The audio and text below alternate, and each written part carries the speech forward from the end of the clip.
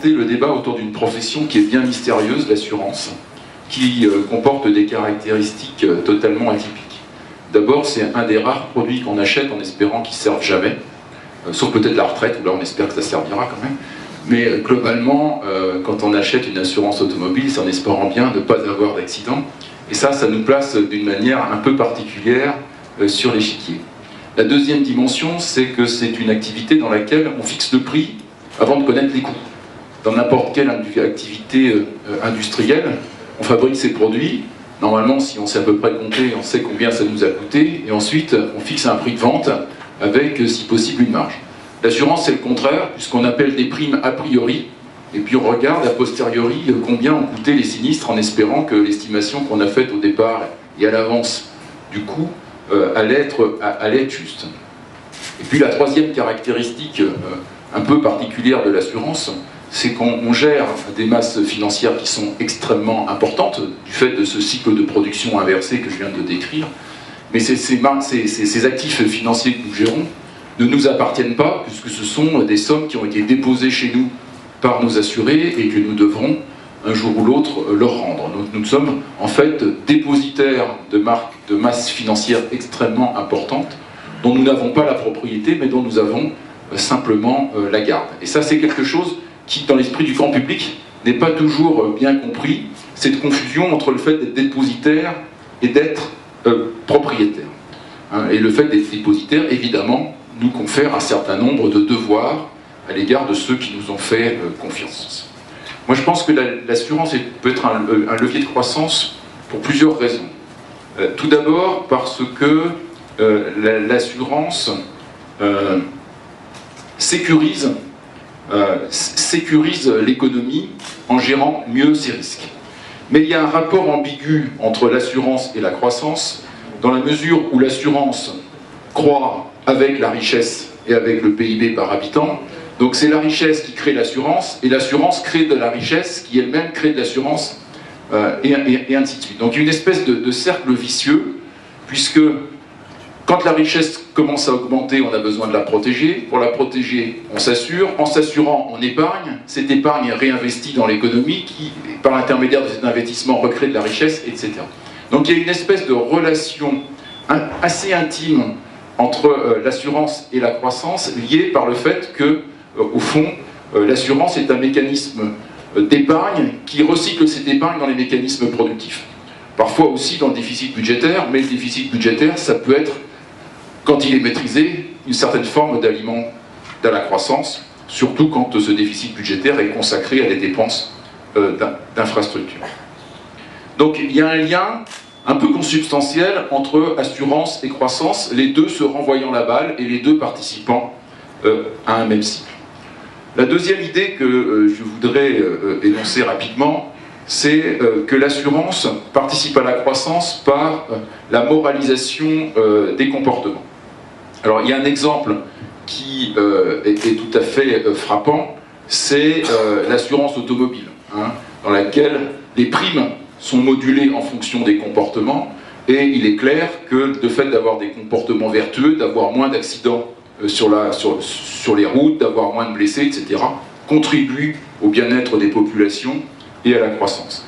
Et l'assurance, par la mesure financière, au fond, que la mesure financière des risques que chacun prend et la répercussion à chacun du risque qu'il prend pour lui-même ou qu'il fait courir à la société, incite à des comportements plus vertueux. J'ai pris l'exemple de l'assurance automobile parce que c'est l'assurance la plus répandue et qu'elle est obligatoire, mais c'est vrai dans de nombreuses autres branches.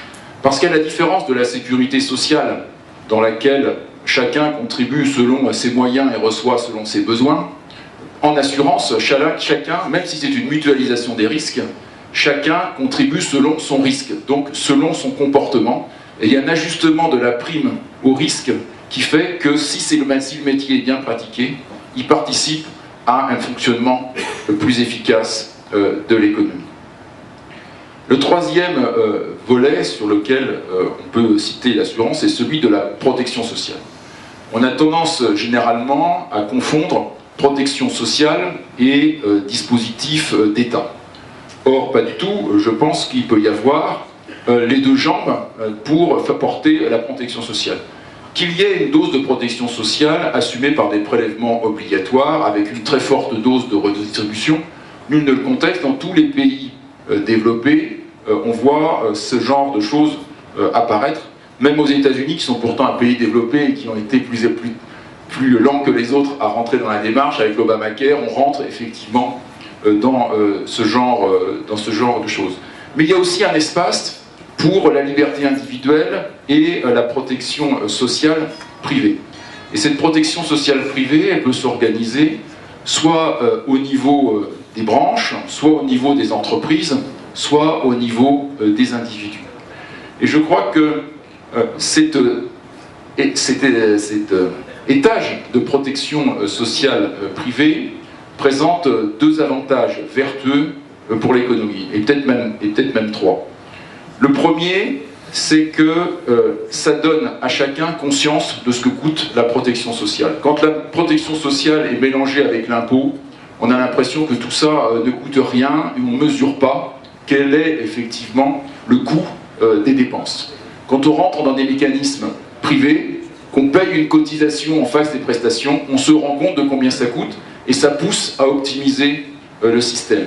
Et la valeur ajoutée des assureurs, justement, dans les mécanismes de protection sociale, et c'est un domaine dans lequel nous avons beaucoup investi chez Groupama, c'est de passer des accords, notamment avec les professionnels de santé, pour avoir la juste rémunération sur chacun des actes, parce que quand un individu est confronté à la maladie, généralement il est désemparé, et là il n'est plus en situation de correctement défendre ses intérêts face à des professionnels de santé qui sont tout-puissants.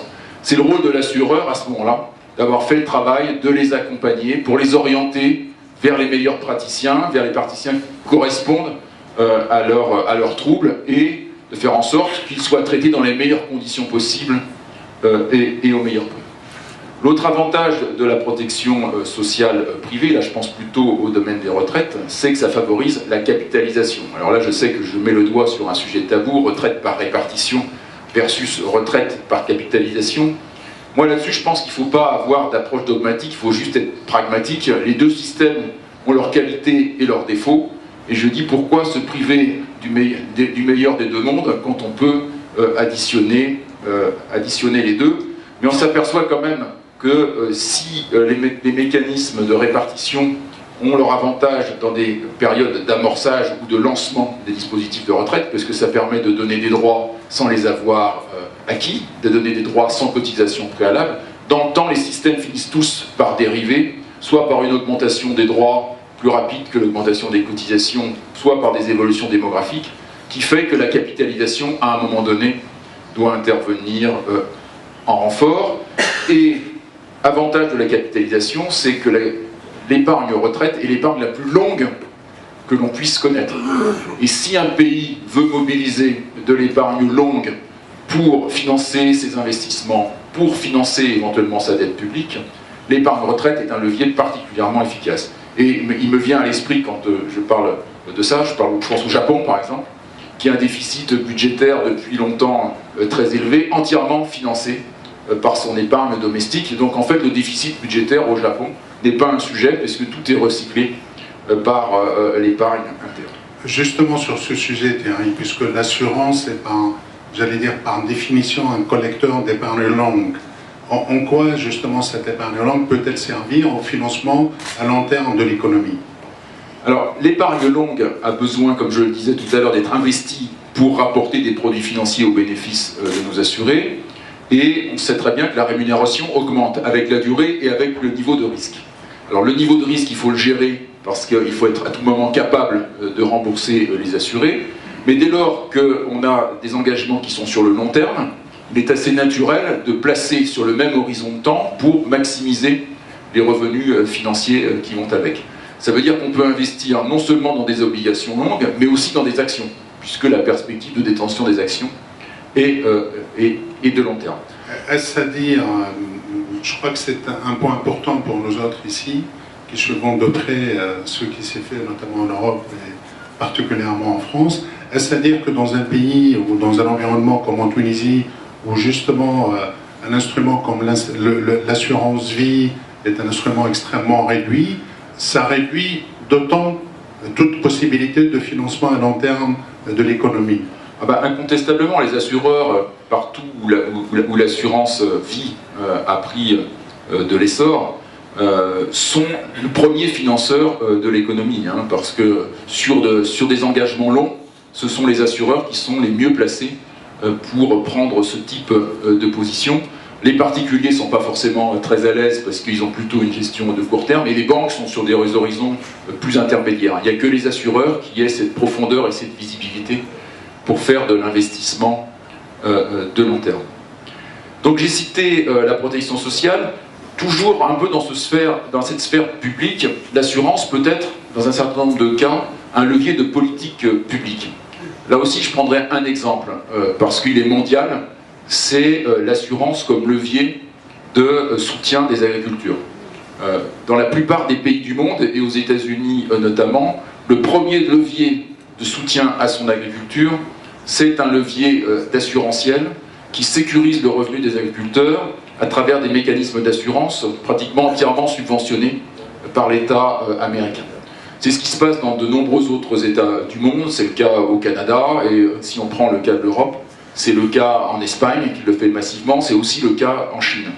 Donc on voit que dans un certain nombre de cas, je prends l'agriculture parce que c'est l'exemple qui est le plus développé sur la planète, l'assurance peut être un levier de politique publique, justement à travers la sécurisation des revenus dont je parlais tout à l'heure, mais cette fois-ci subventionnée, de donner la capacité d'entreprendre et de permettre à des secteurs économiques qui seraient sans doute autrement en difficulté de passer des caps difficiles.